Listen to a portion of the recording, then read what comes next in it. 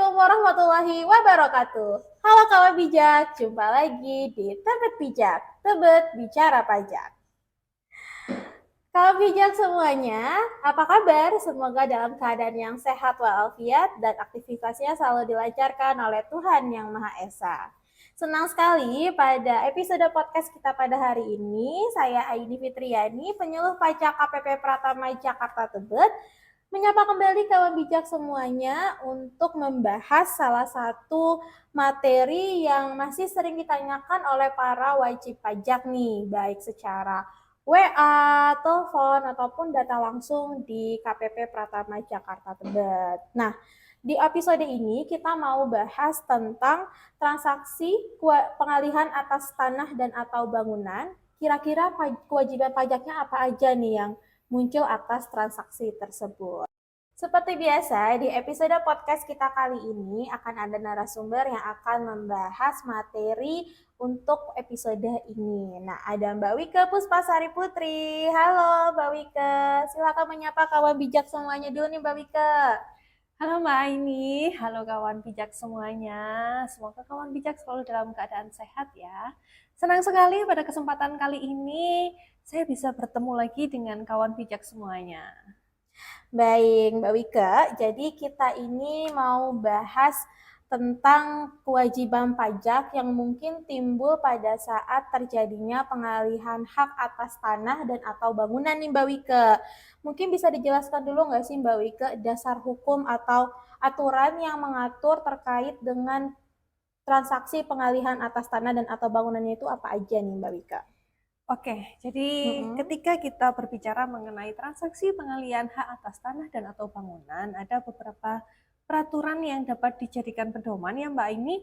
Ya. Yang pertama adalah Undang-Undang Nomor 7 Tahun 1983 sebagaimana telah diubah terakhir dengan Undang-Undang Nomor 7 Tahun 2021 yang mana untuk saat ini sering kita sebut dengan Undang-Undang Harmonisasi Peraturan Perpajakan. Kemudian yang kedua adalah Peraturan Pemerintah Nomor 34 Tahun 2016 tentang pajak penghasilan atas pengalian hak atas tanah dan atau bangunan. Kemudian yang ketiga Peraturan Menteri Keuangan Nomor 261 Tahun 2016 tentang tata cara penyetoran, pelaporan dan pengecualian pengenaan PPh atas penghasilan dari pengalian hak atas tanah dan atau bangunan. Kemudian yang terakhir adalah Peraturan Direktur Jenderal Pajak Nomor 8 Tahun 2022 tentang tata cara penelitian bukti pemenuhan kewajiban penyetoran pajak penghasilan atas pengalian hak atas tanah dan atau bangunan.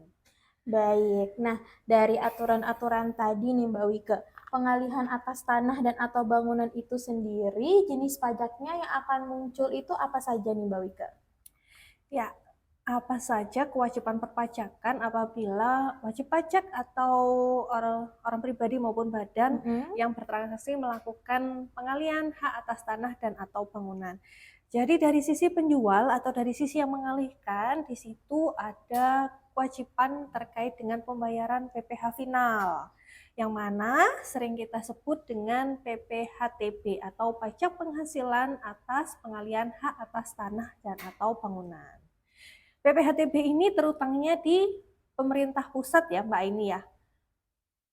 Oke, baik, tadi kan pajak yang jenis pajak yang akan muncul dari pihak yang melakukan pengalihan. Betul. Nah, kalau misalnya bagi yang menerima pengalihan dari transaksi ini, apakah dikenakan pajak juga Mbak Wika?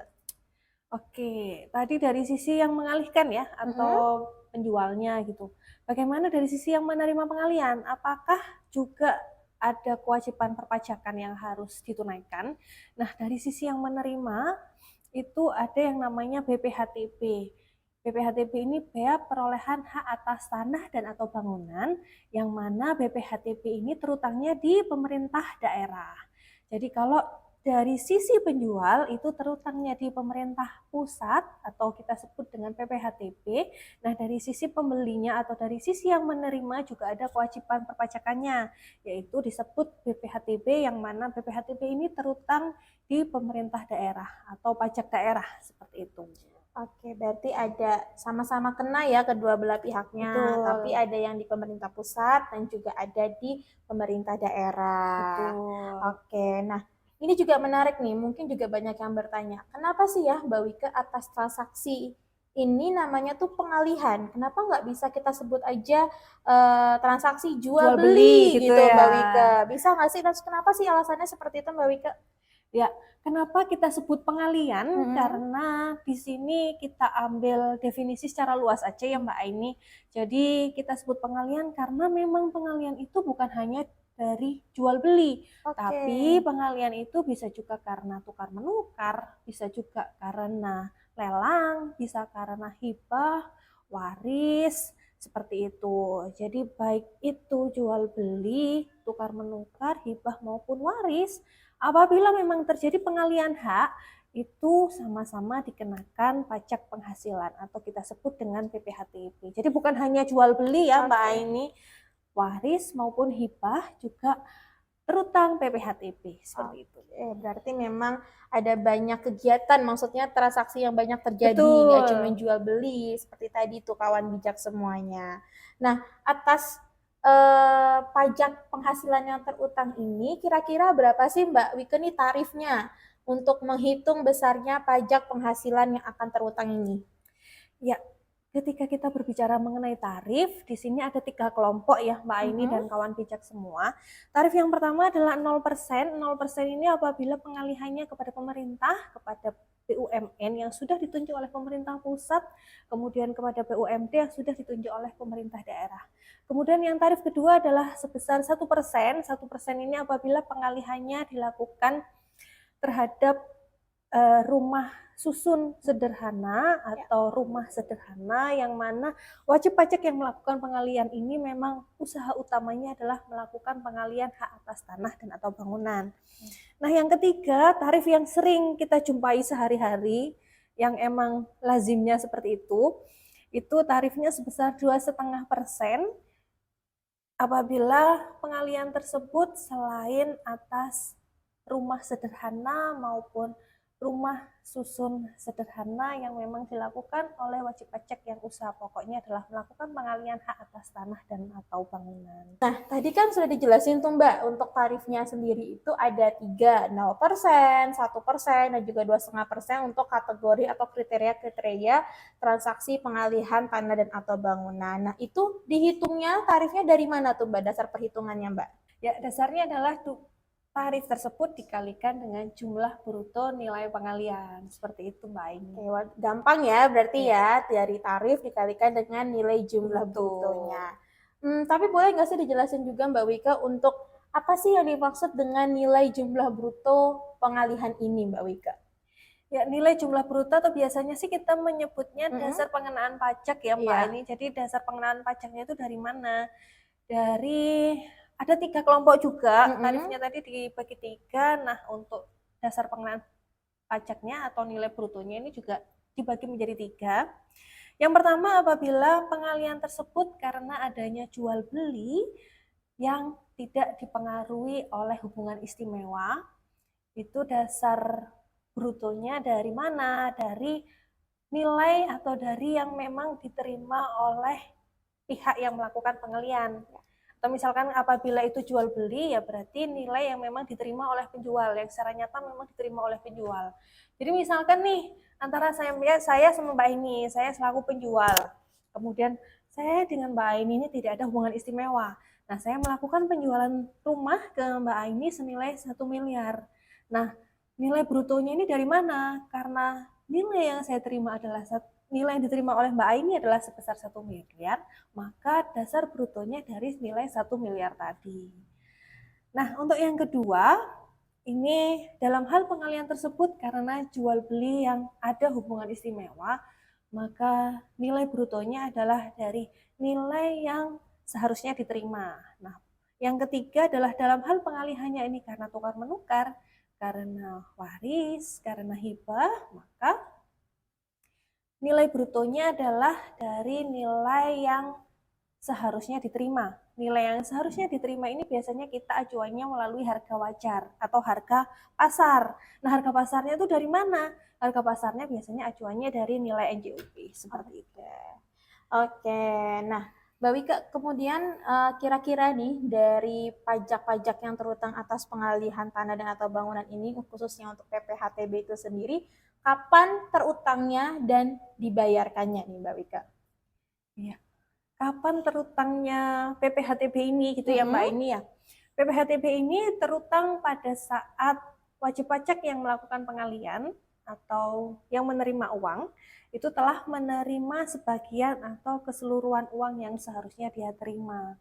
Misalkan contohnya dari kasus tadi ya, antara saya dan Mbak Aini transaksinya terjadi di Desember 2023. Kemudian saya juga menerima uangnya di bulan Desember tahun 2023. Maka atas PPHTB tadi wajib dibayar dan dilunasi oleh pihak yang melakukan pengalian paling lambat tanggal 15 bulan berikutnya.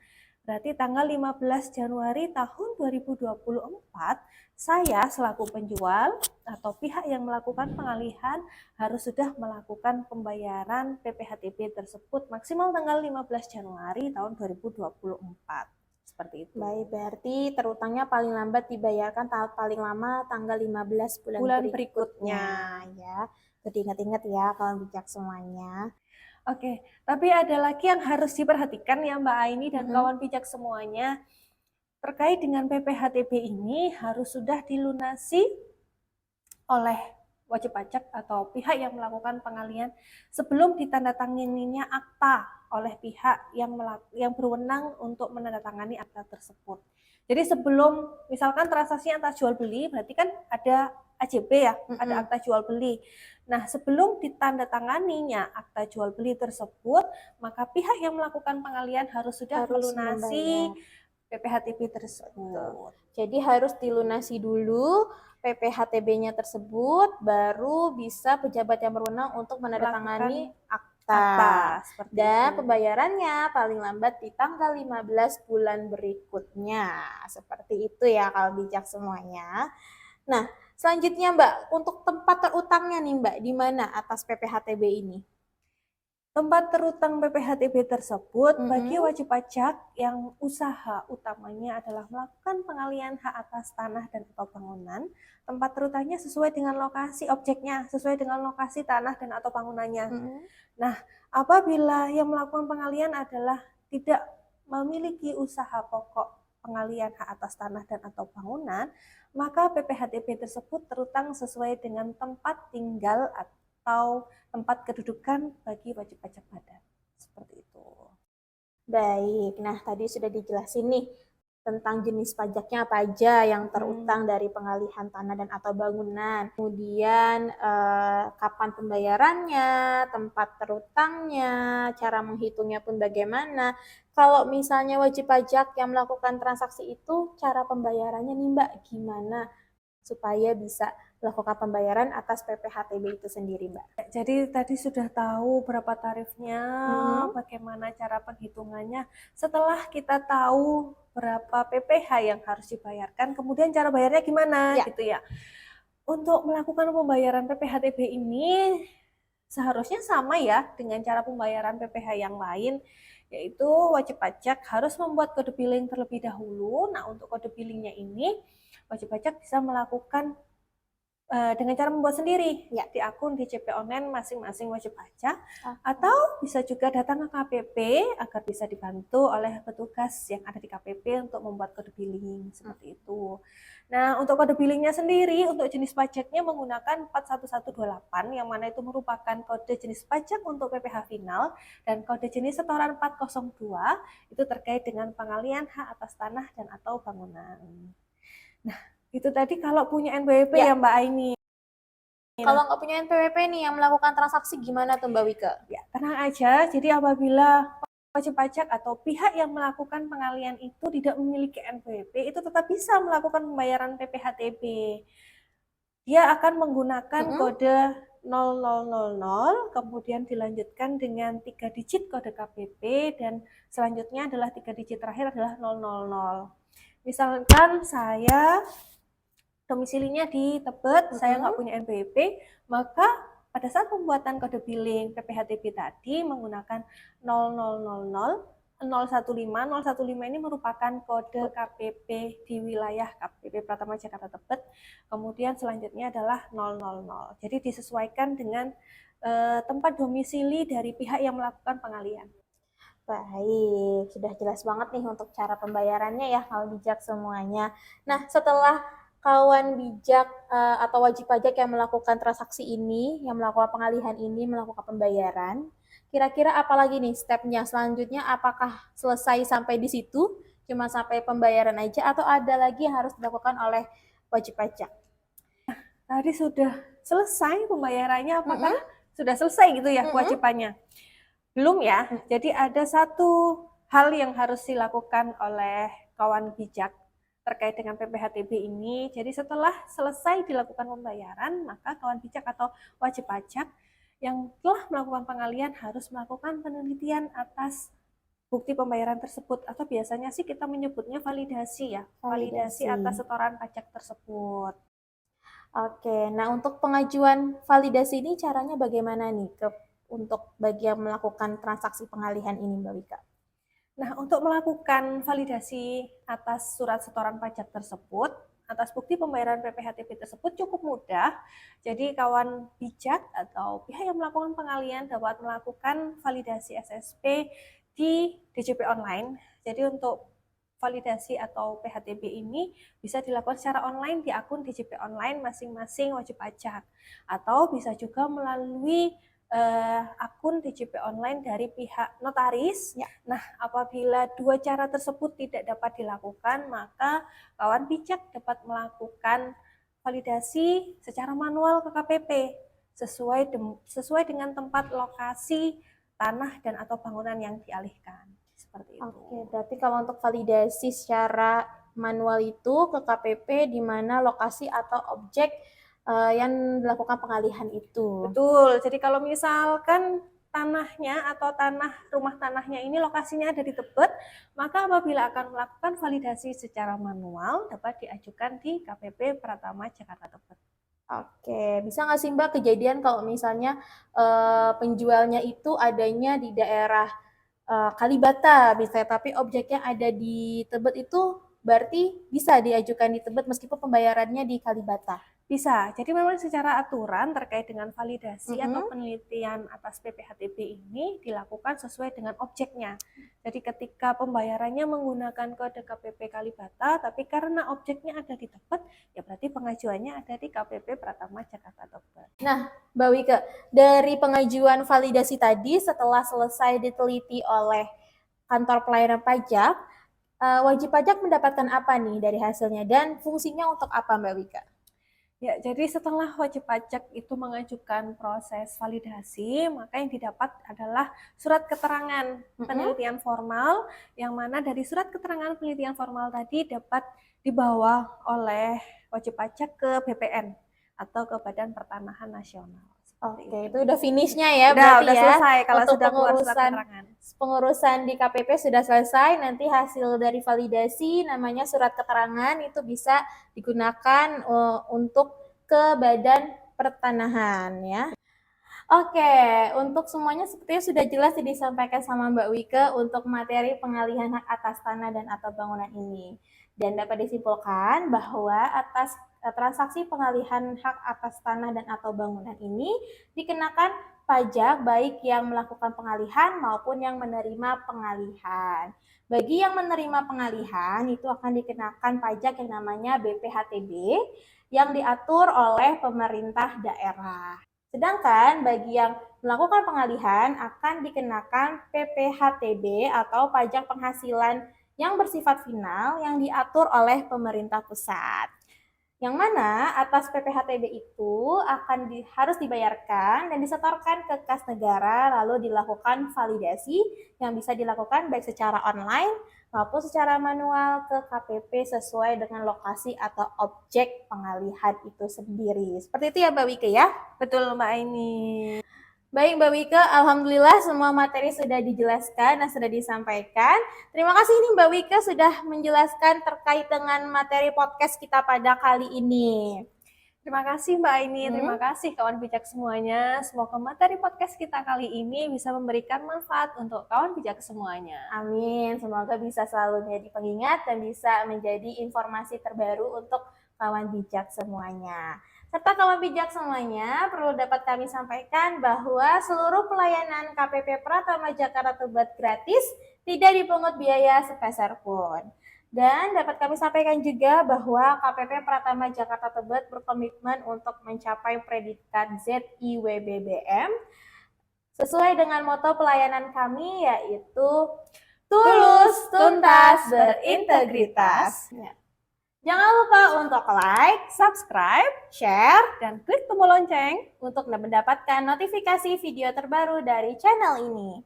Terima kasih untuk semua kawan bijak semuanya. Sampai jumpa di episode Tebet Bijak selanjutnya. Tebet Bijak, kawan bijak. paham pajak. Terima kasih. Wassalamualaikum warahmatullahi wabarakatuh.